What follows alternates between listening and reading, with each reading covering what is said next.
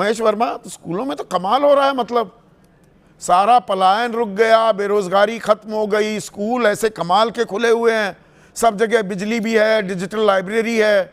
ये तो लालू राज ने बेड़ा गर्क किया था, अब तो सब चंगा सी। ऐसा ही है क्या?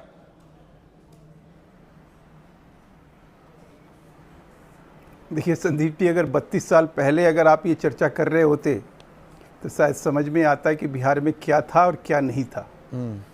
शिक्षा का किस तरह से बेड़ा गर्क हो रहा था। एक एक स्टूडेंट जो है 5-5, 6-6 साल लग जाते थे उसको बीए करने में। और आज, और जिस प्रकार से डर के मारे वहाँ कोई भी वर्ग जो है वहाँ इतना आतंकित था, अपहरण को लेकर, अपराध को लेकर, आतंक को लेकर, कि पलायन तो वहाँ ऐसा लग रहा था कि बिहार सब रुक गया है ना, पलायन नहीं हो रहा ना, आतंक का जो है एक पर्याय बन गया है। पलायन नहीं हो रहा है ना पिछले 20 सालों से। अब स्थिति क्या है? स्थिति बदली है। अच्छा, अब वो पलायन वैसा नहीं है, एस्पिरेशनल पलायन है ये। अच्छा, अब एस्पिरेशनल, पहले दुखी होकर छोड़ता था, अब खुशी खुशी छोड़ता है। बिहार नहीं, अब उसको कहीं, आज देखिए ना, बिहार के ब्यूरोक्रेट, बिहार के टेक्नोक्रेट, बिहार के मेडिकल जो डॉक्टर्स हैं, आज दिल्ली में देखिए, दिल्ली में एक सांसद बिहारी हैं, 2 मिनिस्टर बिहारी हैं। आप दिल्ली में याद, अच्छा, पहले नहीं होता था बिहारी के नाम पर? भाई, मैंने 90 के दशक में ग्रेजुएशन जाता था। महेश भाई, मैंने 90 के दशक में ग्रेजुएशन की, ठीक ठाक कॉलेज से की, नाम Shri Ram college of commerce है। दिल्ली स्कूल ऑफ इकोनॉमिक्स से एमए भी किया। जुबली हॉल में रहता था, जिसको कहते थे कि वो लेबोरेटरी है। यहाँ से तो मतलब एक बार 85 लोग सिविल सर्विस पास कर गए थे, उनमें अधिकांश बिहारी होते थे। वो सारे पलायन हो रहा था, परेशान आत्माएं घूम रही थी और आईएएस बने जा रहे थे थोक के भाव में, और आईपीएस भी।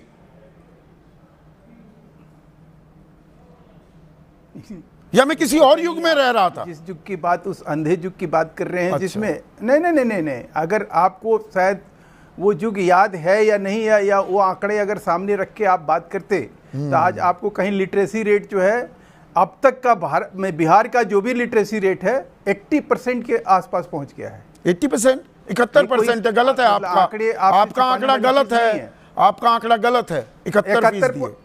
नहीं, मैं कह रहा हूँ, अच्छा चलिए, मैं 71, अगर मैं 80 कह दिया और आपने 71 कर दिया, 9% का है। उससे पहले कितना था? उससे पहले कितना था? दर्शकों को बता दीजिए, समझा दीजिए, समझ में आ जाएगा कि जो दावा आज विपक्ष कर रहा है। और याद करिए, इस देश का एक आंकड़ा बता देता हूं। चलिए, आंकड़े पूछ ही रहे हैं, आपको इतिहास का बड़ा प्रेम है, इतिहास से बहुत प्रेम है, मुझे भी है थोड़ा सा, मेरी भी एक दिक्कत है, थोड़ा इतिहास मैं भी जानता हूं। भारत की अर्थव्यवस्था में, सुनिए ना, अब देखिए, अब नहीं सुनेंगे, पहले कहेंगे आंकड़ा बता दो, फिर बताने लगता हूं, फिर बीच में परेशान होने लगते हैं। 1960-61 में भारत की अर्थव्यवस्था में बिहार का योगदान 7.8% था, टॉप 5 में था योगदान करने वाला। 2000-2001 जंगल राज, यह योगदान गिरकर 4.4% रह गया। वहां आपकी बात सही है, पर 2023-24 में यह योगदान कितना है? 4.3, और गिर गया, और बट्टा बैठ गया। बोलिए, मेरा आंकड़ा नहीं है, सरकार का है।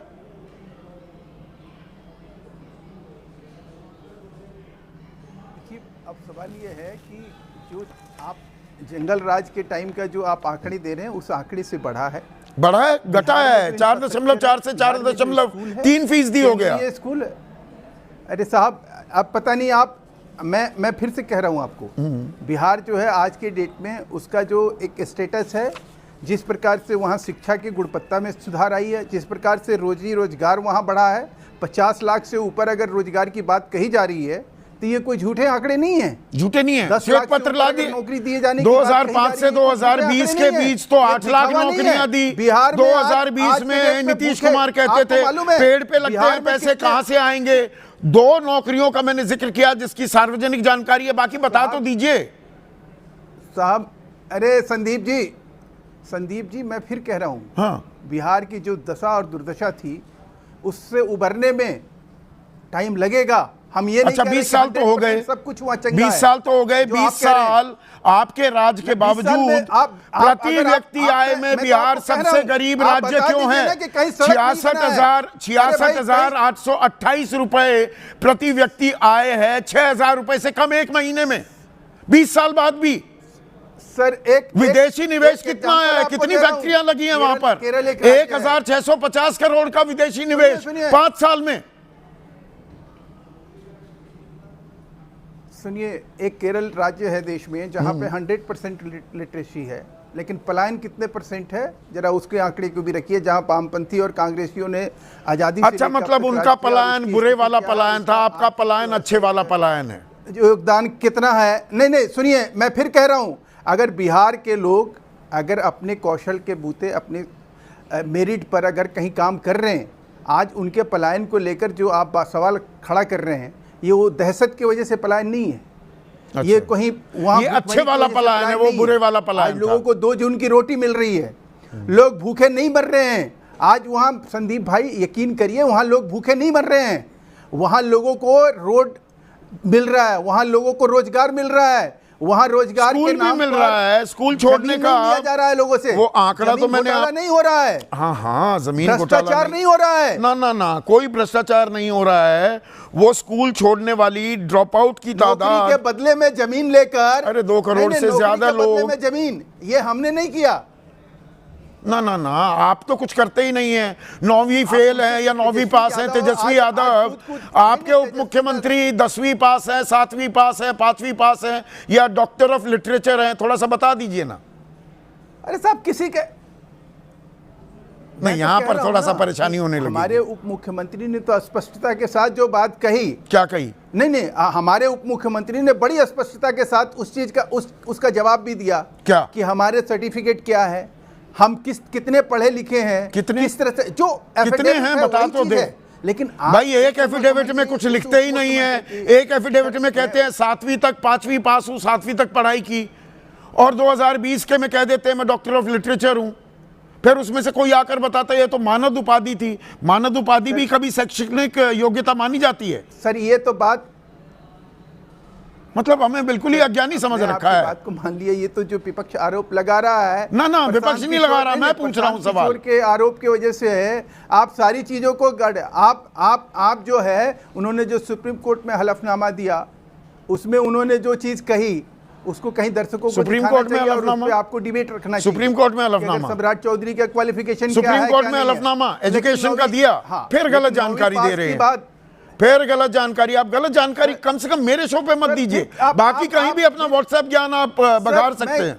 मैं सुप्रीम कोर्ट में अपनी शैक्षणिक योग्यता का कौन सा हलफनामा एफिडेविट दिया है सम्राट चौधरी ने, बताइए। सर वहां स्पष्ट रूप से एक जो फिर इधर उधर घूमने लगे। कंचना यादव छोड़िए, इनका पलायन अच्छे वाला पलायन है, पढ़ लिख कर जा रहे हैं और संभावनाएं तलाश रहे हैं। आपने तो बेबस कर दिया था छात्र को, सिर्फ कंचना यादव स्क्रीन पर। जी संदीप जी, मुझे लगता है कि बीजेपी वाले यहाँ पर जवाब देने में फेल हो जा रहे हैं। सम्राट चौधरी जी भी जवाब देने में फेल हो जा रहे हैं। उनका तो जवाब सीधा था, कह देते कि मेरे डिग्री के पीछे लालू जी जिम्मेदार है। मैं 5वीं पास हूँ कि 7वीं पास हूँ कि मैं कैलिफोर्निया यूनिवर्सिटी गया था, इस सब के पीछे सिर्फ और सिर्फ लालू जी जिम्मेदार है, क्योंकि उन्होंने कोई यूनिवर्सिटी नहीं खोली थी, इसलिए मैं पढ़ ही नहीं पाया। लेकिन हकीकत क्या है? हकीकत यह है कि बिहार स्टेट यूनिवर्सिटी एक्ट हो या पटना यूनिवर्सिटी एक्ट हो, 2 एक्ट हैं और एक प्राइवेट यूनिवर्सिटी एक्ट है। इन तीनों एक्ट के थ्रू बिहार में यूनिवर्सिटी खुलते हैं। और आज भी जो बिहार में ढंग के यूनिवर्सिटी है जहाँ पर पढ़ाई होती है, खुद यहाँ पर कन्हैया बेलारी जी हैं और वो सीनियर जर्नलिस्ट हो, बता सकते हैं, वो सारे यूनिवर्सिटी आज भी लालू जी के समय पर खुले हुए हैं। चाहे वो जो नहीं, ये मत समझाइए कंचना।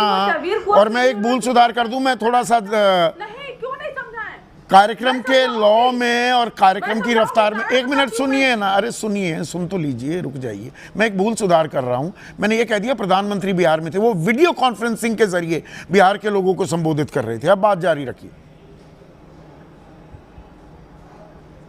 मैं इसलिए समझा रही हूँ संदीप जी, क्योंकि जो पलायन बिहार से हो रहा है उसमें भी एक रिपोर्ट आया है जो इंडियन एक्सप्रेस में छपा था 2024 में कि 39% जो माइग्रेशन होता है, पलायन होता है, वो रोजगार के लिए तो होता ही है, लेकिन अन्य जो पलायन होता है वो हेल्थ में कमी की वजह से, इंफ्रास्ट्रक्चर में कमी की वजह से, बिजनेस में उतनी सुविधा होने ना वजह से और क्राइम की वजह से, बहुत सारे ऐसे फैक्टर्स हैं जिसकी वजह से माइग्रेशन होता है। और उसमें यूनिवर्सिटी अच्छी नहीं होने की वजह से भी पलायन होता है, लोग जाते हैं पढ़ने। और ये क्या कहेंगे कि यूनिवर्सिटीज का तो बुरा हाल था, 4-4 महीने प्रोफेसर्स को उनकी तनख्वाह नहीं मिलती थी, लोग परेशान होकर दिल्ली यूनिवर्सिटी में आके दाखिला लेते थे। आप परेशान होकर ना किया हो आपने दाखिला, आप भी JNU में पढ़ी, दिल्ली आना पड़ा, बिहार में नहीं पढ़ पा रहा था आदमी, इस बात से कैसे इनकार किया जा सकता है? तो खोल देते ना, मैंने तो रिसेंट में PhD किया हुआ है, खोल देते एक JNU यूनिवर्सिटी जैसा एक यूनिवर्सिटी बिहार में भी खुल जाता, एक सेंट्रल यूनिवर्सिटी दे देते बिहार में, हम नहीं दे पाए तो यही दे देते, हम वहीं से PhD कर लेते, हमें क्यों आना पड़ता? लेकिन ये जवाब नहीं हो सकता। जवाब ये है कि आज बिहार में जब आप यूनिवर्सिटी नहीं दे रहे तो उसकी वजह से भी लोग पढ़ने जा रहे हैं। 3 करोड़ अच्छे कामों की वजह से बाहर जा रहे हैं। 3 करोड़ अगर लोगों का पलायन हो रहा है तो 3 करोड़ लोग कहीं जाकर IT सेक्टर में काम कर रहे हैं क्या? 2011 का सेंसस का जो डेटा है उसके बाद 2000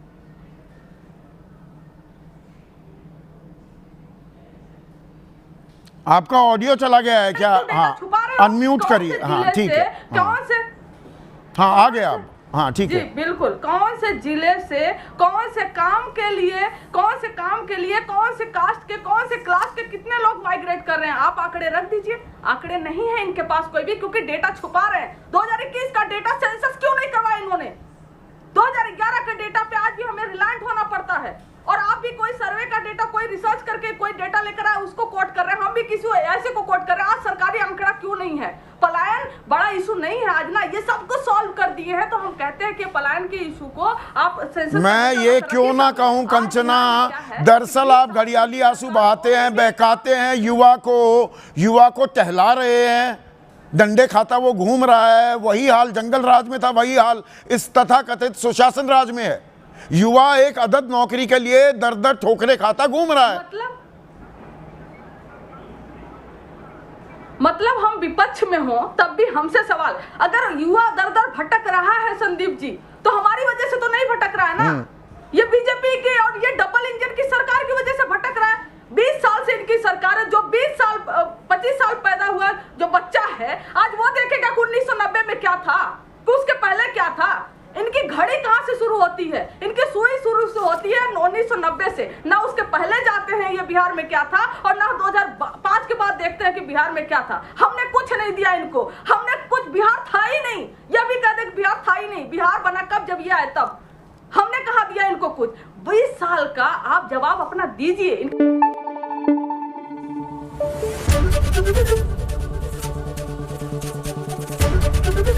ABP न्यूज आपको रखे आगे।